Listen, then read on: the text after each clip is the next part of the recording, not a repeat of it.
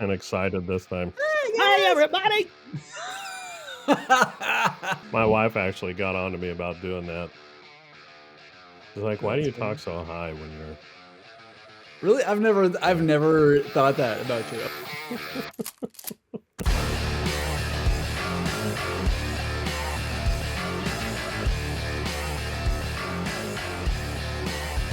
Welcome to Show Up. I'm your host, Monte Clark, here with my co-host, Isaac Anderson, and we are video podcast producers on a mission to help you turn your passion into a successful podcast.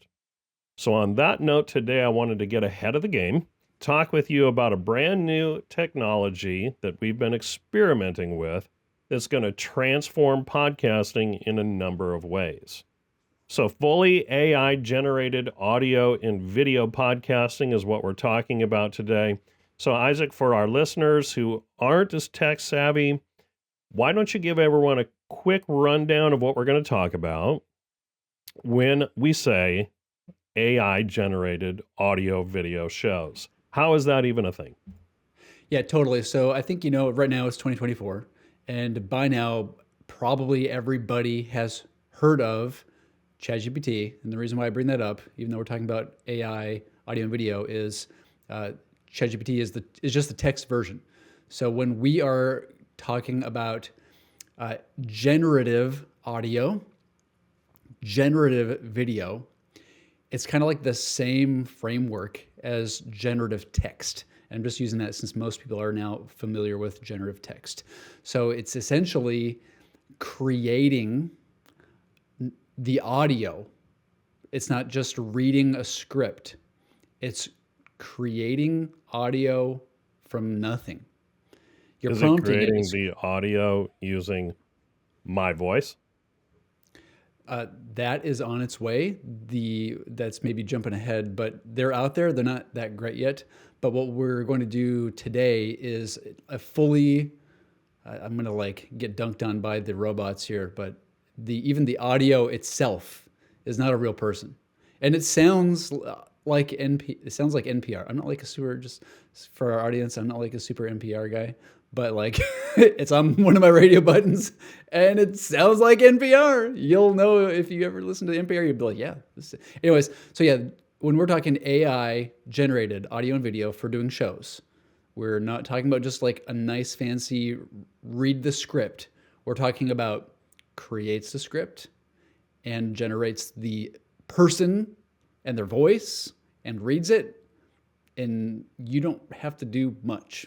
So that's what we want to talk about today. And obviously, since Monty and I own a video podcasting production company, we have to be aware of these tools. And so this came up, Monty, for the first time ever, 2 weeks ago, maybe? Yeah. It's I sent you this on Slack, and I was like, bro, have you heard about the main thing we're going to talk about today is NotebookLM, just for a little spoiler. I was like, dude, have you seen this? I saw a bunch of things on X and LinkedIn, and I was like, what is this? And so my little tech sensors went out, and I was like, I've got to mess around with this and just see, is this going to ruin us or be great? So we started experimenting with it probably 2 weeks ago, and have some thoughts that we're going to share today and some use cases. Which, by the way, we are already using it. We have found a way that we can use it. Okay, so we're not just talking about starting a podcast just to jump on the bandwagon. No, not at all. It's about leveraging this incredibly powerful tool, video podcasting, to share your passion in a way that resonates and gets results. Gotcha. And speaking of results, there are companies out there, Abound is one that comes to mind, that are basically taking the hassle out of podcasting for business owners. Oh yeah, I've heard of them. They sort of act like a one-stop shop, right? Exactly. They're really changing the game when it comes to this whole approach to podcasting. Right, they get it.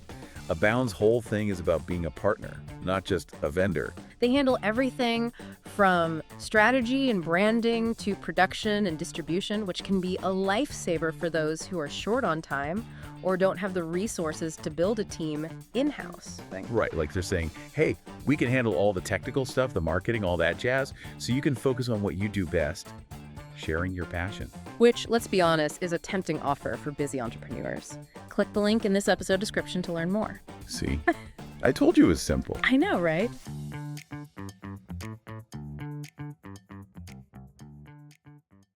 What would you do if I told you that right now that this was not actually me? What if? I know What that's if? coming too. Well, here, like before we share our screen and kind of like give you a preview, like let's just let our imagination run wild for a minute, dude. Okay, like you know how much work it is to do a show, Oh yeah. right? And Yeah. what if Isaac was like, hey, show Isaac, like the AI Isaac, do the show. And here you are, you got to take an hour out of your day. You have to like think of what to say. You've got to like have it in you. And then Isaac like sitting, looking on his balcony, drinking coffee. You're working, he's not. Like the draw and the lure and the, oh my gosh, I want to use this to like take it off my plate. That is so real. And bro, it's going to be a thing. I know it's going to be a thing. Thankfully, it's not there yet. I mean, I know you ran a little test and you sent it to me, and it looked like you had a little dummy mouth that like disconnected from your Yes. jaw. Yeah. You know, It sounded like I drank a lot of soy lattes. so so you can definitely tell what is and what isn't right now, but I know it's just like, first generation computers. What we can do with computers these days is nothing like what we were doing before. And so generative AI is definitely in its infancy, but probably within another year, no more than 2, we may not be able to distinguish from it. So Yeah. I even saw an article that the Pentagon is now working with AI to try and create deep fake social media profiles that cannot be detected as deep fakes. Wow. So, our nefarious government is all over it. So, it's going to be Yeah. I'm sure. an issue. Oh So, gosh. Yeah. all Okay. right, let's Yep. see what is going to take over our lives in the coming month. All right. So what Monty and I thought would be helpful to do for a demo is to show you how we have been using what I'd say is probably right now the best AI, generative AI tool for doing a show, and that's going to be NotebookLM. NotebookLM, I don't really want to like get into a big product pitch for them until they make us a sponsor. But NotebookLM is a Google product, and what this is going to do is create an audio, like an audio show. So this is not a video show. This is an audio show. Maybe Monty, after we kind of give do a little show and tell on what's possible for generative audio, remind me to bring up maybe HeyGen 3. So what Monty and I wanted to do is say, all right, this is show up. We want to make you successful at doing podcasts. So let's take Spotify's own documentation on how to measure podcast success, right? So this is, honestly, this is in a way Monty and I being really, I don't know what the word is, putting ourselves in the hot seat, because we are literally going to take Spotify's article on how to measure podcast success. We're going to give all of this content to NotebookLM, and what's going to happen is NotebookLM is going to read it, it's going to understand it, and then it's going to create a conversation between two people that explains it, okay? And that's really important for me to point out, is what NotebookLM does really well, and I'm sure all of the products are going to come up that are going to be competing. It's really good at summarizing and explaining the content you give it in a conversational format. That's really important. Okay, so this is what we're looking at on Spotify. And then if I go over to NotebookLM, you're going to see a dashboard that looks like this. And to use NotebookLM, it is so simple.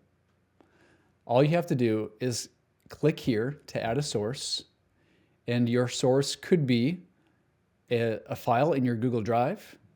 You could give it a link, or you could just paste text. So what I did is I actually tried to give it Spotify's actual page URL, and it's like, sorry, we can't go read that and scrape it. Probably Spotify's domain has like a blocker on there. So what I did was all I had to do was export that page as a PDF, and then I uploaded the PDF as a source. Okay, so this whole process to give NotebookLM the input material took me, I don't know, like 20 seconds. And then I gave it to it, and it thinks for a little bit, and then when it's done, this little box pops up, and right here is the audio overview. So I'm going to push play, and Monty and I are going to listen to probably like 2 minutes of this. And just so you know, this is a 10-minute conversation explaining, going into depth. And I'd actually say, just since we're not going to listen to the whole thing, also adds extra interesting information that was not in that Spotify content, and it was actually accurate. Isaac, So is it something- always 10 minutes or is that just what it came up with? No, it is not always 10 minutes. That's what I came up with. So you can, Okay. I gave it, I should not maybe get ahead. I gave it 300 pages, and the output was like 17 minutes. So this is Oh. interesting. It's a really good question. So yeah, I gave it like 300 pages for one of our clients to summarize basically what was going on in the whole season. And it was like 17 minutes. And this is, I don't know, we were just looking at that page on Spotify. This is like what? It was like 700 words, maybe 1,000 words. Yeah. And it does Yeah. 10 minutes. So I don't know what to tell you other than it's interesting. So I'm going to push play. We're going to listen to 2 minutes, and then we're going to kind of jump back in and just talk about what that means for us humans. Okay, here we go. All right, let's jump right in. Today's deep dive is all about something I know we're all a little obsessed with, figuring out what podcast success really means. Absolutely. And whether you're already a podcasting pro or just curious about how we make this whole thing work, I Yeah. think you're going to love this. I'm excited to dig in. We're going way beyond simple download numbers today, folks. We're cracking open this Spotify for Podcasters guide they put out. What's a good one? It is, right? And using it to see like what really matters. Right, because I think one of the most important things this guide highlights is that success for a podcast Yeah. is different for every single person. It's so subjective, right? Like what Yeah. works for one show Totally. might not work for another. And chasing someone else's definition of success it's just like a recipe for burnout. Yeah, not good. For sure. It's about figuring out what success looks like for you. So maybe you're all about those massive download numbers hitting the big time. Right. But maybe your version of success is about fostering a really tight-knit community. Yes. 100%. And that's why it's so crucial to understand the why behind your podcast, right? Yeah. Like, why are you doing this? What are you hoping to achieve? All right, are you in it for the love of the game, just pure passion? Yeah. Or are you trying to build a business out of this? Are you trying to become a thought leader in your field? Absolutely. Are you trying to like get your message out to the widest audience possible? Right. Or are you more niche? Are you really trying to hone in on a specific community? And once you know your why, then you can start looking at the numbers and be like, okay, do these numbers actually reflect what I'm trying to do? Exactly. Because 1 million downloads might sound amazing on paper, but if your goal is to create a small, dedicated community of like super fans, Right. then maybe a smaller audience size with higher engagement is actually a bigger win for you. Totally. Engagement is huge, E. And you know what? This Spotify guide, Yeah. they actually shared some really interesting stats from their fan study. Like, get this. Okay. Followers listen to four times more episodes than non-followers. Wow, that's huge. Isn't that wild? That's amazing. It's like, that's loyalty right there. Yeah. But what is it about that follow button that makes people so much more invested? Well, I think it comes down to this. When someone follows you, they're making an active choice to become part of your community, right? They're not just randomly stumbling upon your episode. They're like, I'm here for this. I want more. Exactly. They've hit that follow button because something about your podcast, your message, your voice, it resonated with them. And they're trusting you to keep delivering that same value week after week. Exactly. And that's so powerful. It is powerful. You know, even if you have a smaller following, but those people are listening to every single episode, engaging with your content. Yeah. It's got to feel pretty amazing, It right? really is about building those relationships, right? Yes. And knowing that you've got this core group of listeners who like genuinely care about what you have to say. Yes, absolutely. Now, this guide also touches on demographics, like You know what really stands out to me about that clip Hmm. is how low it made my voice and how it turned you into a woman.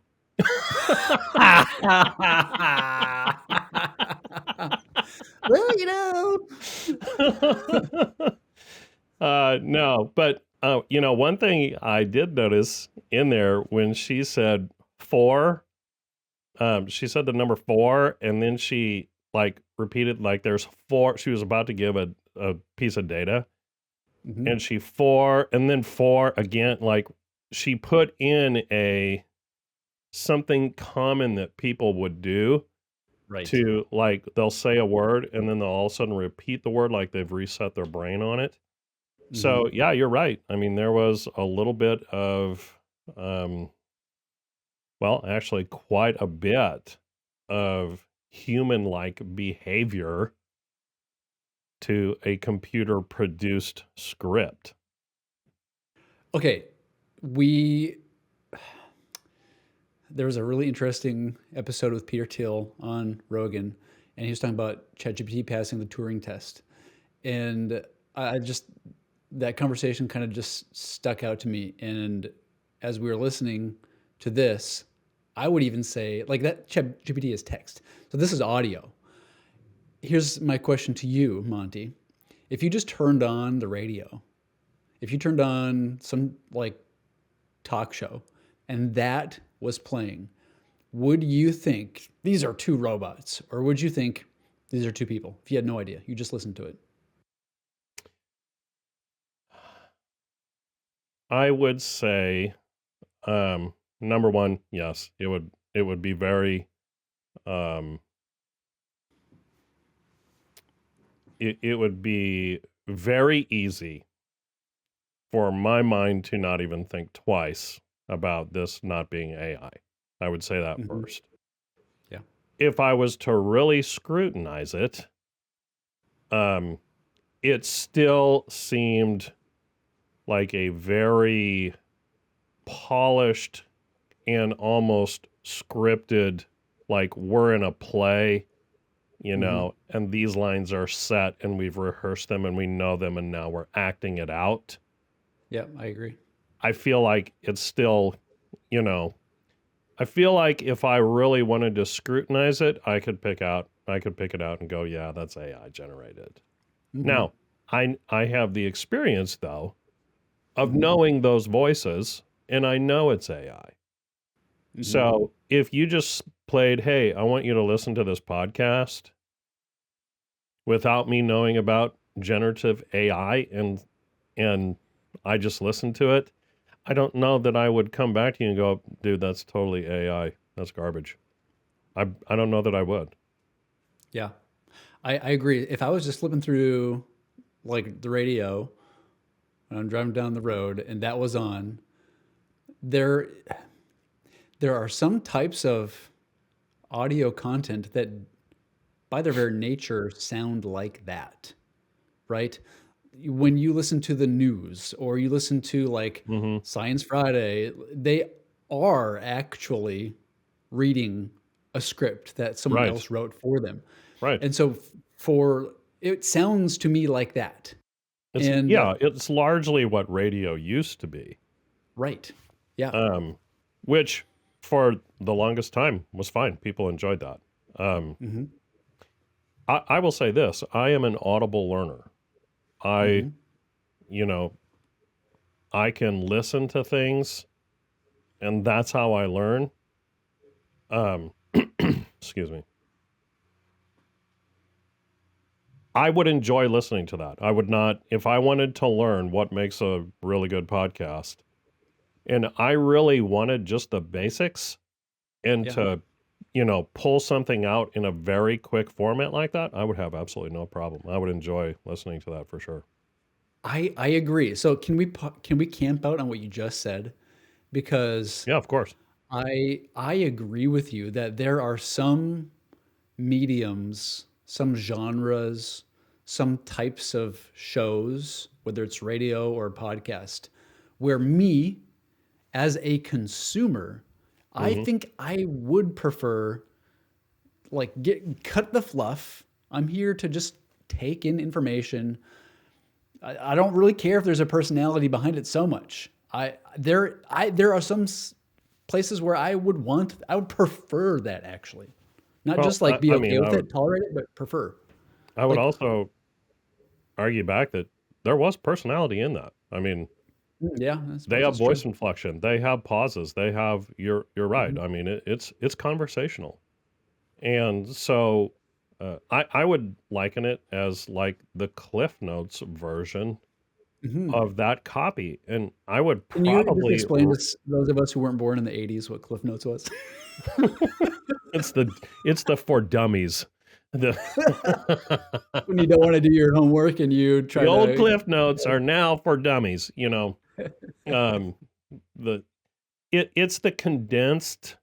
Give me the give me just the facts, folks. Mhm. Version of that copy. I mean, if for me to read the copy, I'm kind of a slow reader because I'm just really intentional in understanding what I read.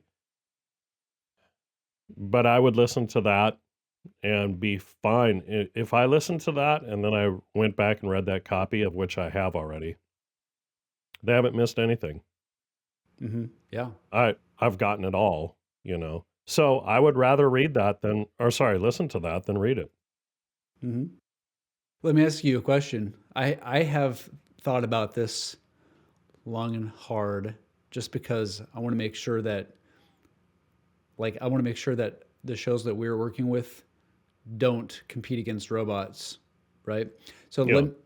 let me ask you, as someone who's listened to less of like Notebook LM type of outputs, what types of shows, what categories, what genres would you as a consumer maybe tend to not just tolerate but prefer something like what we listen to? Is anything come to mind?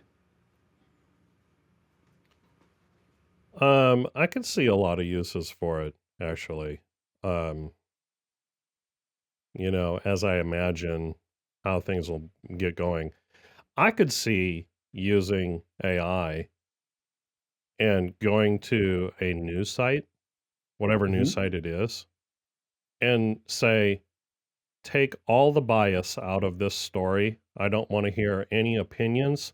Just explain the facts of what's going on and have it like spit that out. And I listen to it while I'm working, right? I Mm-hmm. could see something like that happening. If there's any kind of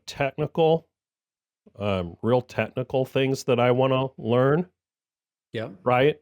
I could see going and say, listen to this podcast or listen to this talk and give me the Cliff Notes for Dummies, Yeah. type.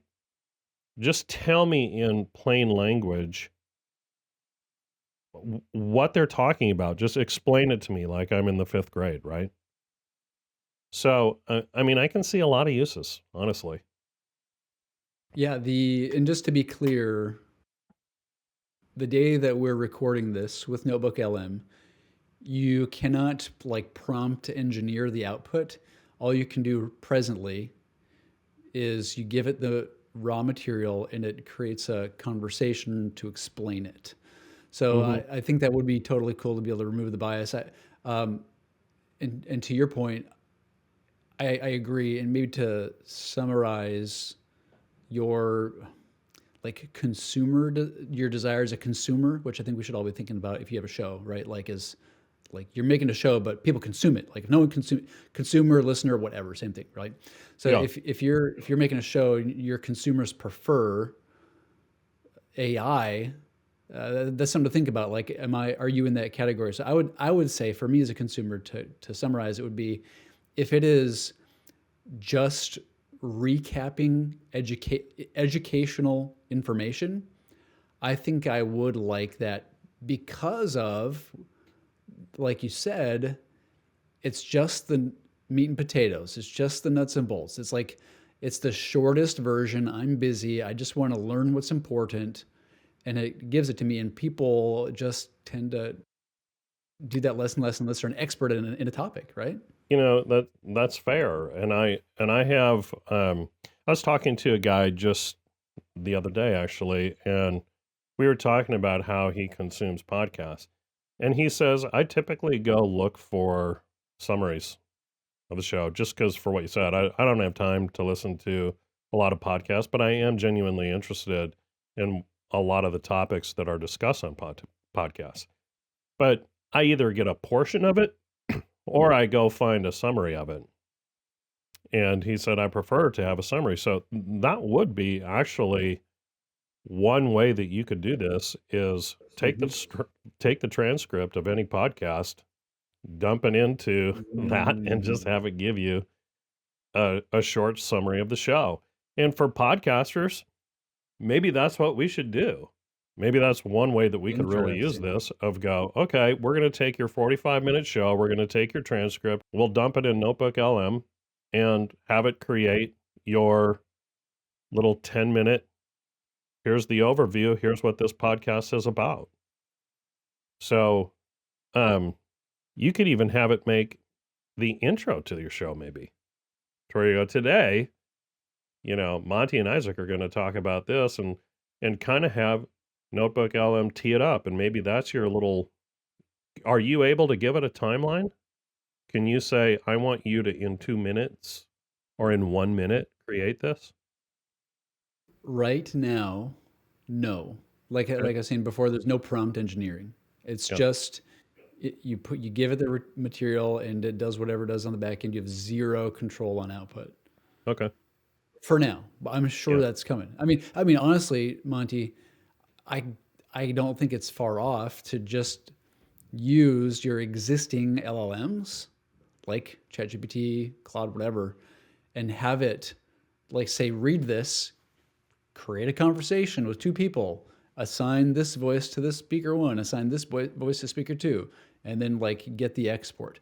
I Yeah. feel like that's for these big companies like OpenAI to not do that. I feel like would be ridiculous. So I'm sure True. that's coming, Oh, yeah. and that honestly might make Notebook LM a dinosaur overnight. Well, that's true. Or Notebook LM Does might do it that? themselves. I mean, these things are constantly evolving and getting better. So And because what's phase two? well, because also totally because of that, and yeah, what's phase two? We are in phase one because of how honestly like awesome this resource is even out of the gate. I think that if you are a podcaster and your show format is basically like you're doing a stuff in history. It's how stuff works. Let's talk about information. I'm going to read it and explain it to you. If that's your show format, if I was you, I'd be worried because I think that you will be competing against AI real soon. And I think that unless you bring something really human to the table, people like we hadn't even like talked about this before the show in prep. It seems like there's a consumer demand for the short version, and if you're some people are going to want to listen to it from a person, but if you're competing against that and the show format is that, you're probably going to lose a lot of subscribers. What do you think? That's my opinion. I don't necessarily know that you'll lose a lot of subscribers. Um, there's one thing that there's a number of things I should say, but there's one thing that AI has not mastered at least that I've seen. The human element of humor, right? You know, when we went through something and I made a little joke about the voices, I don't see Mhm. AI doing that. Don't you? So I don't. Hmm. Um, so Interesting. at least I haven't seen it yet. I'm Yeah. not saying that they don't, but I haven't seen it. Um, but my point is, if you're going to do a video podcast, this human aspect of where our brains go and creating both humor or emotion and, things like that is still very difficult. And I think there's going to be many, many people, and I think we're already starting to see it in some ways. Many, many people that are going to reject the AI scrubbed, you know, perfect content, if you would, for the authentic. I think there's going to be a point where people really start to reject it because you remove that relationship element out of it. And that's one of the things that you really get with podcasting is, people that are watching our show right now get to see that we're real people and they get to see our flaws. You know, I have a mark on my face right here, right? That wasn't there in the last show. So there's a flaw, and that's good. As people, we are all flawed, but yet as people, we're also authentic. We're going to be talking about the things that matter to us. So if I'm learning on a show, I want to hear like even the 10-minute clip that you had there, there's no experience to it. There's no story behind it. There's no, this is how it affects me emotionally or um, even physically, right? They've got there's nothing to add there in terms of what makes us human, I guess. Yeah, I when I first started messing with NotebookLM like a few weeks ago, and I heard the output, I was thinking to myself two things. I was thinking there are some genres of shows where this makes sense where if you're a person doing this genre, you're going to be competing against AI. And my second thought was what do we need to be intentional about including in our shows to keep that human element, so whether you're directly competing against AI or not, you're more safe. Your show's more safe, right? So I heard you say a couple things like experience and stories. And so like when we're doing like after we record a show with a client, or even before, I'll tell guests, listen, I want stories, stories, stories. I say, even Right. before this came out, dude, even before this came out, and it's proved to like age well, I've always told people, listen, if someone can just Google your answer, why Right. are you having a show? It's Right. boring. Yeah, that's But now excellent I'm feedback. like, right. But now it's even more so because like it's even more so that so like I just think stories are probably like stories are obviously almost synonymous with your experience. Um, Without but question. other than stories, what do you feel like someone could bring to their show to set themselves apart as like just from AI stuff? What do you think? You mean how can AI be incorporated into people's shows? No, Or how no, I'm can they saying separate themselves from AI? how can or I can't even believe I'm saying this.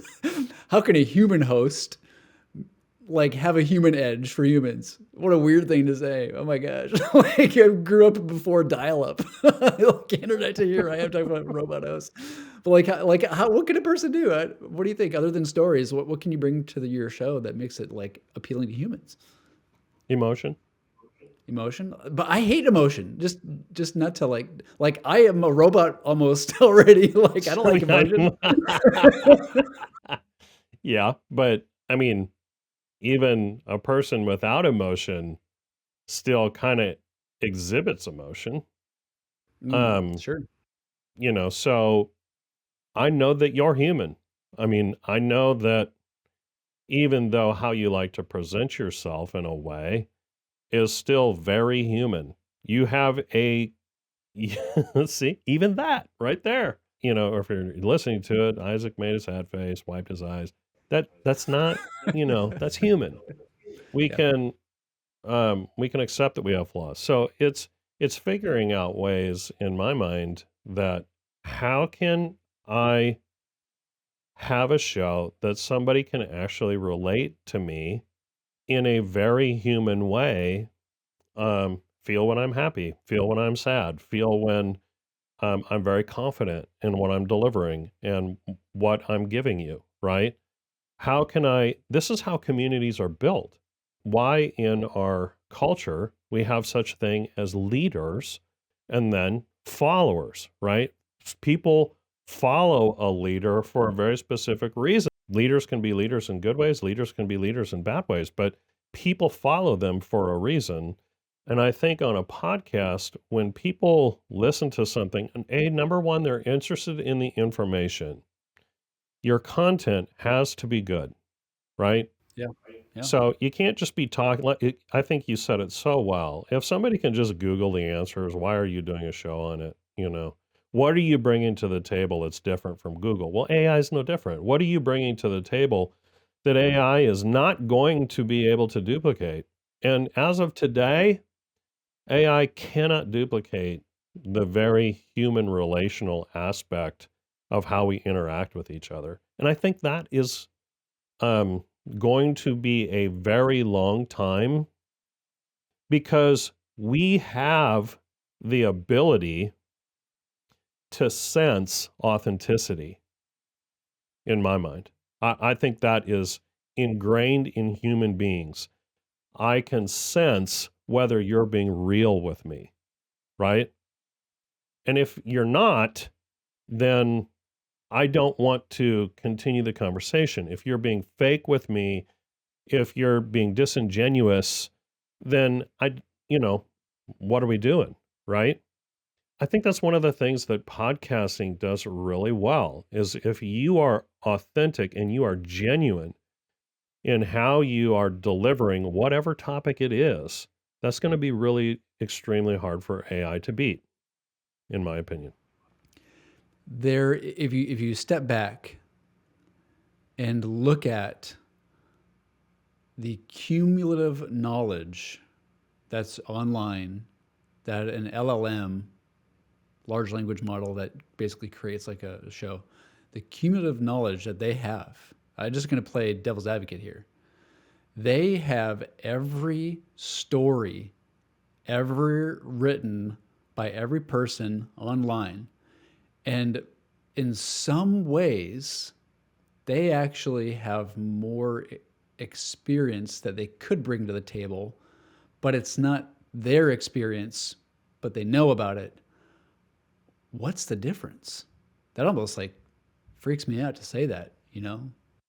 Well, I mean, in theory, if a machine was able to take all the stories of the world and all the experiences that have been out there, if a machine was able to understand people's character and what makes them human, and how they are going to emotionally respond and stuff like that, and if it was like a recipe, a formula that the AI can then go, okay, this person is going to respond to this type of story, so I'm going to weave this story to create an emotional response from him or her because that's what I know human beings are looking for, then yes, it would be difficult. And what's the difference? I mean, if you're just listening to something or just watching something, I don't know that it would be difficult. I mean, uh, if you think about it, if you watch TV, how many of those people have you ever met in your life? Right? It's always somebody else's story. Well, what I'm getting at is when you watch TV, all the people that are on your TV set, have you ever met them? Have you ever shook their hands? Have you ever gotten their autograph? Have you ever been in their presence? No, not, 99.9% of the people that are on your TV that are telling you stories, that are showing you emotion, that are doing all of these things you've never met. So if AI was then able to duplicate that, and you and I right here were just AI and able to have this conversation in the way that we were having it, you as a listener or you as a viewer of this who have never met Isaac or myself, would you care? Or in your mind, would you just go, yeah, these are real people and I'm good with that? Or in your mind, would you say, well, it could be AI, but the information that they're giving me is good, so I don't care. That's, I think, the question that's going to be more, will people care? Will it, Yeah. if you are able to, if AI will be able to achieve this level of, kind of relationship driven conversation with stories and emotions and, flaws and stuff like that, will people care if it's AI? And that's where I think we have yet to see whether or not that's the case. You saying that made me I had like a light bulb moment there. Hey, editors in post production, can you get a light bulb? That's a joke. trying to bring in the non AI element. But If we used AI editors, it'd be super easy. Oh yes, okay. I do. By the way, I want to go to the dark side before the show's over and just see what we could do. Like if we were just to give a little bit of time to being nefarious and like shortcuts you could take, I do want to go there. But you saying that really gave me a light bulb moment, and that's we're talking about like, do you care? Would someone care if it's AI or not? And I agreed with you 100%. And I definitely am an advocate for bringing in your own stories, your own experience. But my light bulb was, I think the underlying thing that we're talking about in different ways is that people are looking to trust, right? I think that's it. And if somebody has real experience and they share their story with me, I'm gonna go, I'm a flesh bag, not a robot. They're a flesh bag. They had this experience. Bag I'm of gonna meat. trust. Yes, I'm going to trust what they're saying. Oh, they have 4 kids. They went through this with parenting in real life. I'm going to trust what they say a little bit more. But Right. my brother's a mechanic, and if he was going to give me some kind of advice on fixing something on my car, I'm going to, even though I could YouTube it, I'm going to trust him because I know that his advice comes from experience. So I'm just going to trust him. So I just wonder if what we as show hosts need to keep in mind is that we're working to earn the trust of our listeners. What do you think? I think that's absolutely the truth. I mean, that's one of the reasons why all of our clients want to pursue podcasting. Trust, expertise, authority. You want to be trustworthy within your niche. You want people to see you as a trusted source. You want to have authority within that niche, meaning you're knowledgeable. You can speak about these things for hours without having to have notes. You've got plenty of experience. Um, and the expertise then comes out of that by how you deliver it, and that you can trust me because of my experience. I am now somebody that you can listen to and you can follow, right? So, without question, I think trusted sources. Um, one of the things with AI is how much can you truly trust it? Um, Yeah. remembering that this stuff is all developed by human beings, right? I mean, um, it's ones and zeros, and it's being put together in an extremely sophisticated way, like no other time in history, and it's just going to get better and better and better. But to your point, you know, we do business with people who we know, like, and trust. Now, how much do you have to know them? Not a ton. Depends on what it is.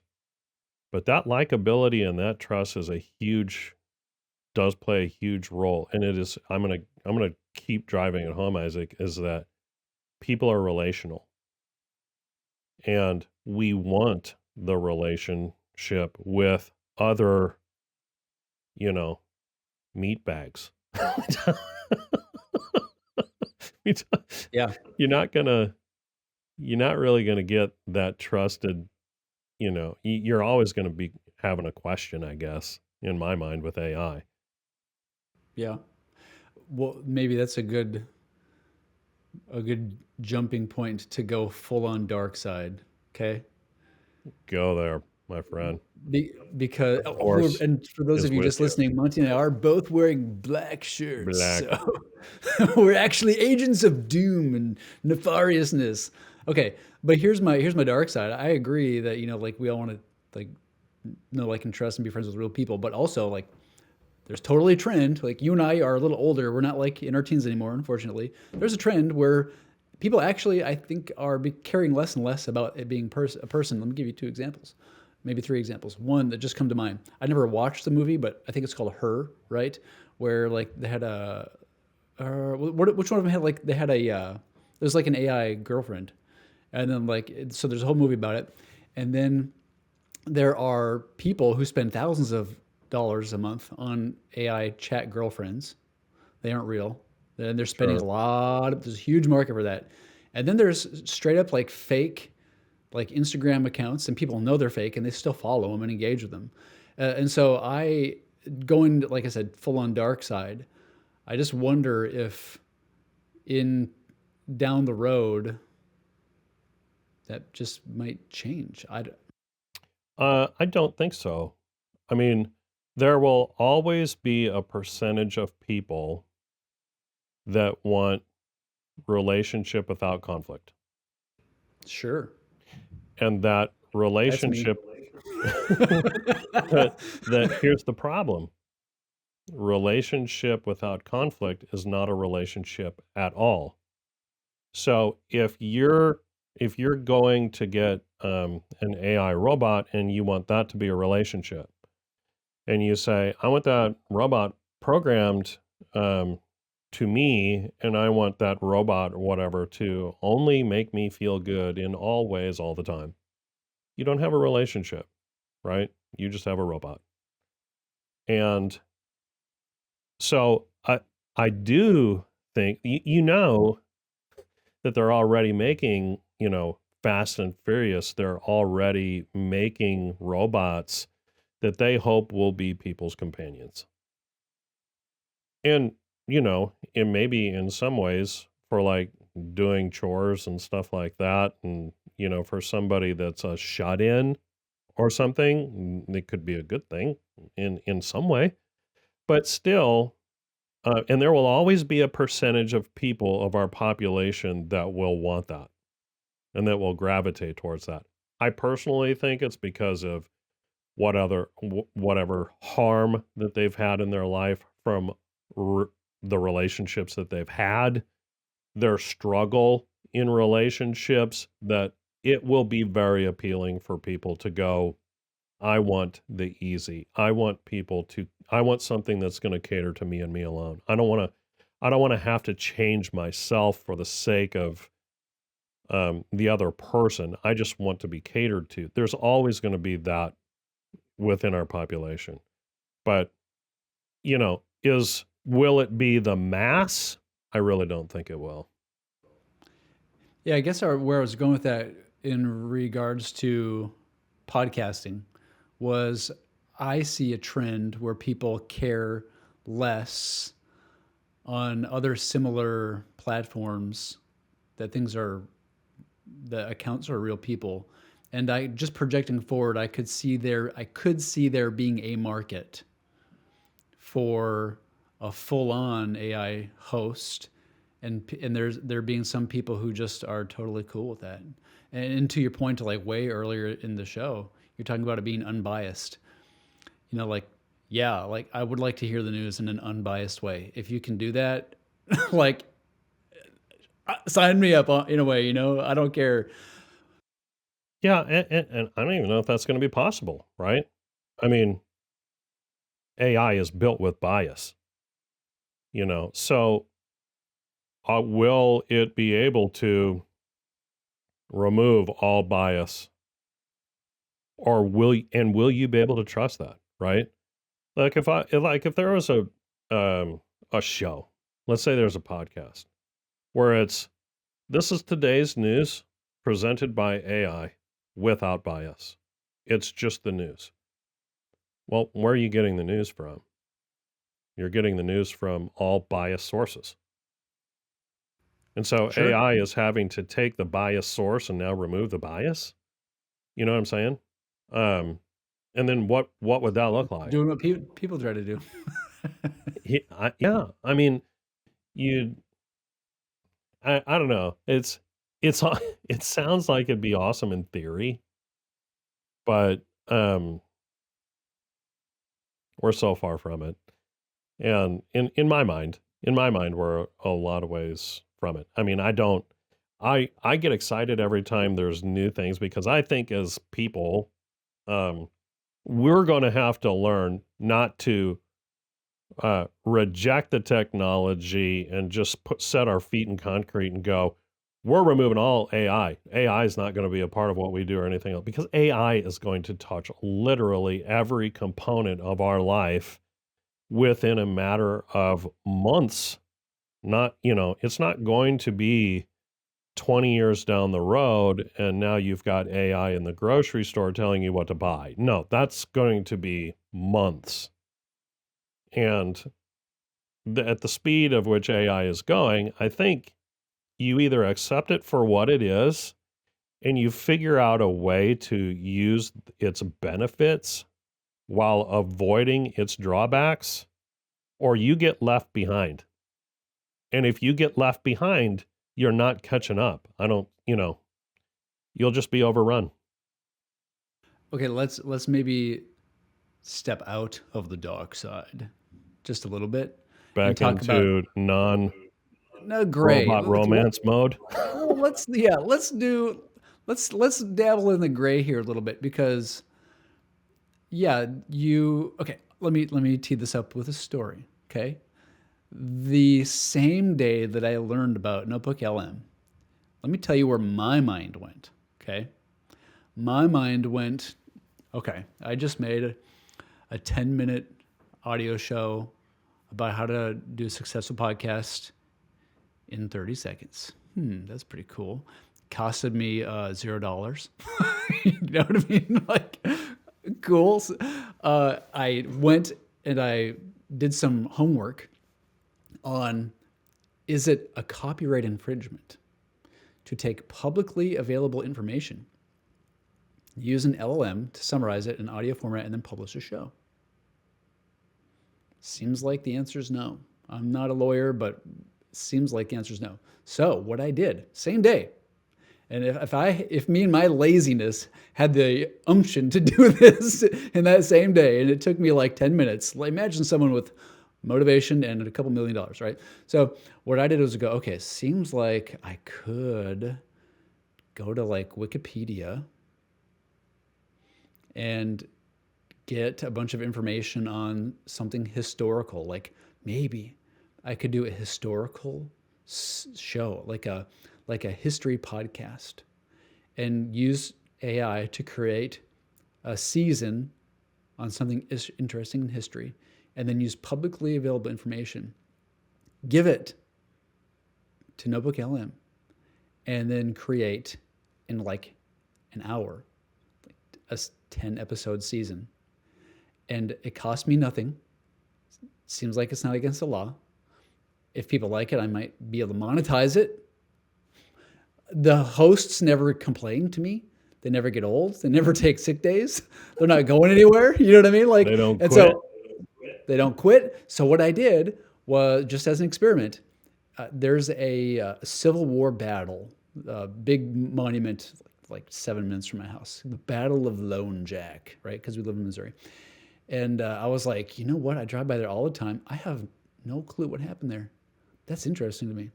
So I took the Wikipedia info from the Battle of Lone Jack, gave it to Notebook, and I listened to the summary, and I was like, dang, that's cool. And I thought I might be onto something here. So I took and I did create a list of like chronological Civil War battles, because I know people are into that. And I did like 5 episodes in chronological order on Civil War battles and how they all relate to each other. And honestly, it's pretty freaking awesome. And I'm just wondering, like I said, we're exiting the dark side, but we're a little gray. I'm a show producer. Why wouldn't I want to make a show that could become monetized and people like it like that? And if it's cool, like, I don't know, I think that in the short term, there's creative ways to make money doing that kind of thing right now, I think. Okay, let me throw something else at you Yeah, along yeah, this do it. line because I just learned about it yesterday. Um, for my podcast, The Marketer, go listen to it. For those of you who are watching, fantastic show, in my humble opinion. Um, I have people on the show that are marketers and have a lot of experience, and we talk about different topics of marketing. Well, yesterday I was talking to a guy that I'm going to have on the show, and he started doing broadcasting when he was 11 years old. Wow. And Did he go through puberty early or what? Like, no, he got interested in this. How he got into it is really fascinating. But um, you know that you can start your own radio show and you can put it all over the world through the internet. And there's radio websites, right? And yep. it's very hmm inexpensive. You can have your own radio program. And what you just said is you can go out, you can do some research, and you can find um, niche interest things, right? And then you could use Notebook and you could go and create hours and hours and hours worth of content. And then you could create your own radio program of just, let's say, Star Trek, interesting facts and interesting stories about Star Trek, right? And people could, and you could even tell it to make its own stories. Make your own Star Trek stories and do a podcast on it, and put it out there on that would go all around the world, and you can build up a following. And just think about it then with each of these shows, these podcasts and stuff, you then use Notebook LM and you create a commercial that you insert into the audio for whatever it is that you're wanting to sell. So for us, if we want to do podcast production, you create the show, insert our commercial, go, hey, do you want to start a podcast? Go to aboundsocial.com, you know, and now you've got your own um, radio program to a specific audience that you're continually feeding new content effortlessly, that people are listening and they're hearing your commercial on an ongoing basis. Then you can even go out and get show sponsors and feed their commercials into it, just like the radio does. Totally. I think that is, I'm sure people are starting to do that. I wouldn't doubt it. I wouldn't doubt it. I mean, like I said, I'm like kind of lazy, and like, and I was like, shoot, I just created a whole season of Civil War battles in like 20 minutes.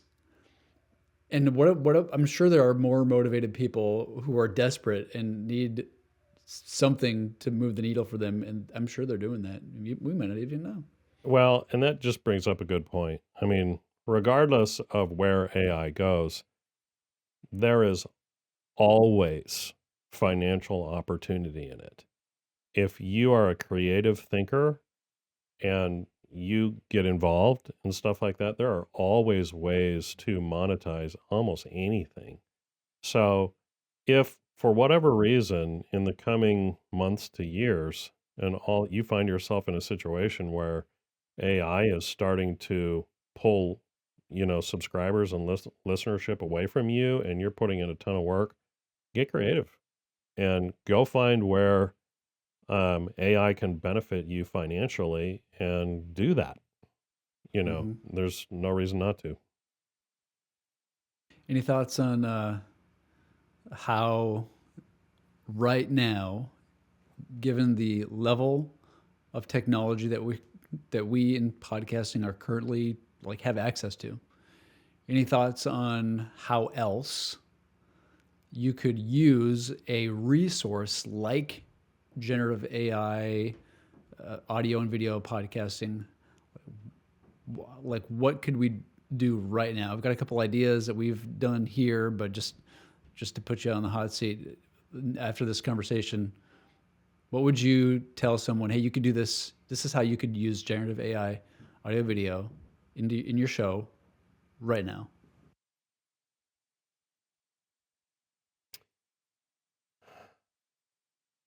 I mean, the very first thing that we've already done, like you said, is you can use it for creating commercials. We've done that successfully, and it's really good.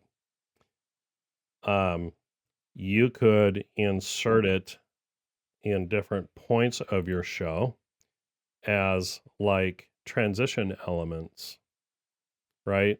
Monte and Isaac were just talking about this, and almost like chapter markers in a show, you could give quick summaries, like at the 10-minute mark, the 20-minute mark, the 30-minute mark. That would be just a few minutes long that people could, now have a break from listening to our voices drone on and go, up to this point, here's the key topics that Monte and Isaac have covered. And they could have a short little summary. You could do a short little summary of that, right?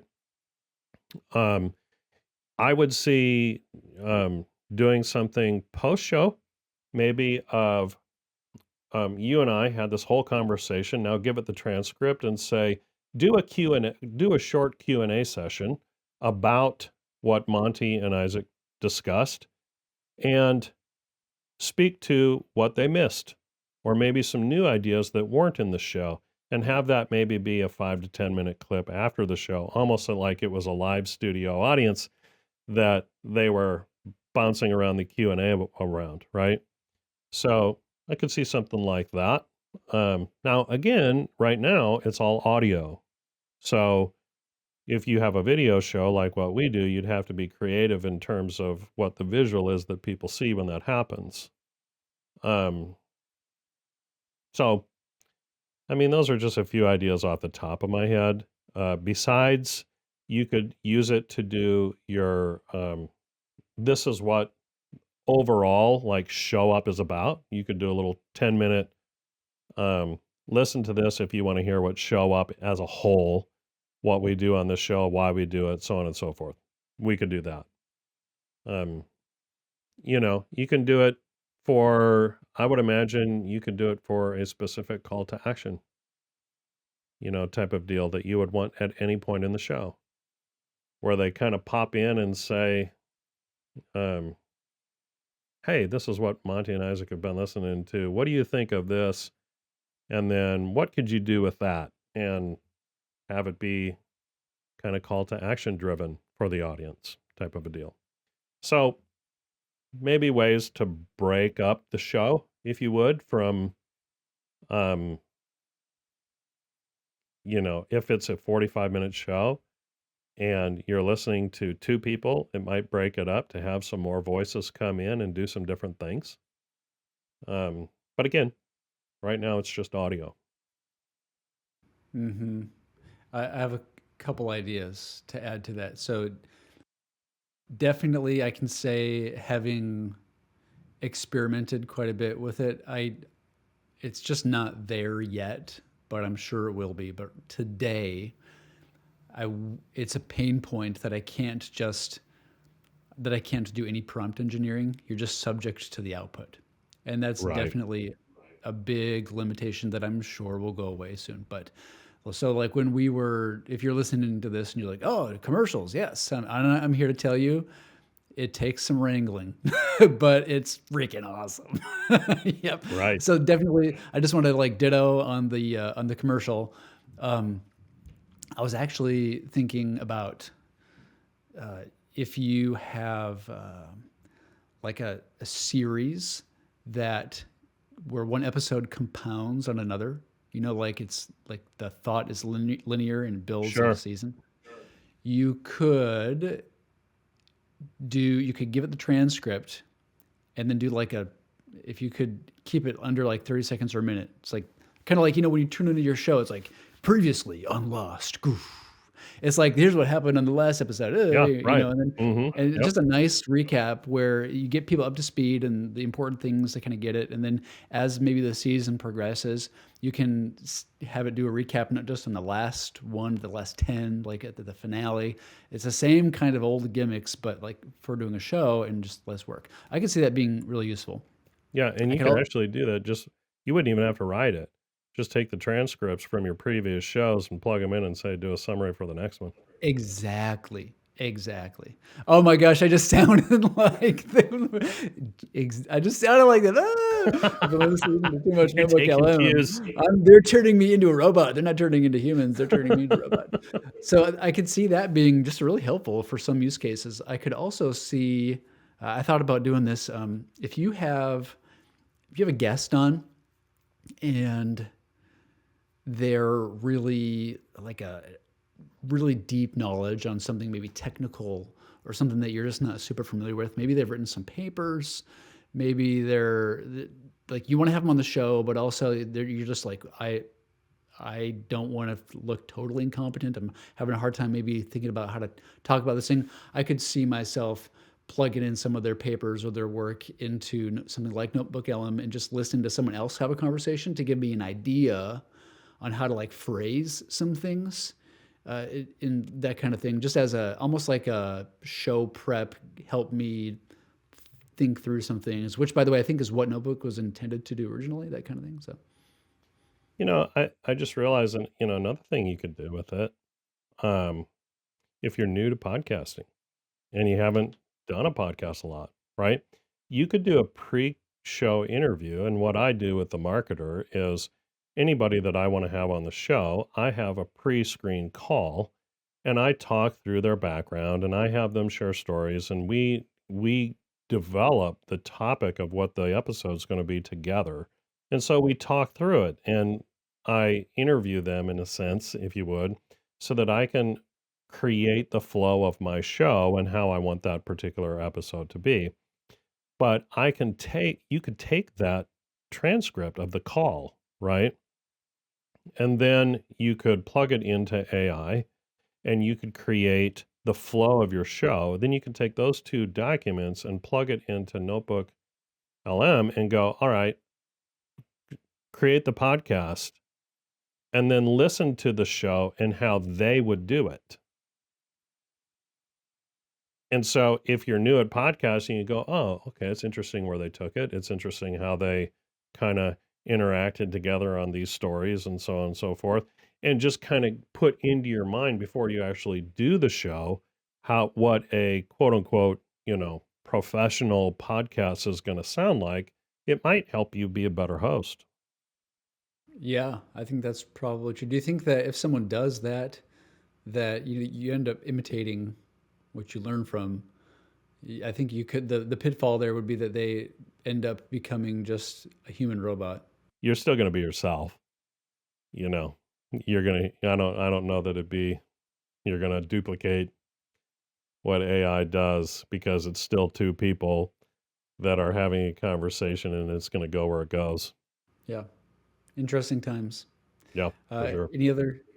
Any other ways that you could see our listeners who are wanting to turn their passion into a podcast use some of these new tools to enhance their efforts? I think we've kind of... I don't, but I would really be interested in hearing from anybody who's listening.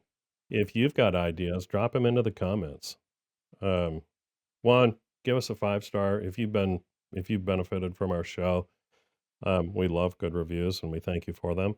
But also, we'd love to interact with you in the comments too. So if you're watching on YouTube or any of our other channels, please leave a comment. Give us your thoughts. Tell us what you think. Where's AI going to take us as it relates to podcasting?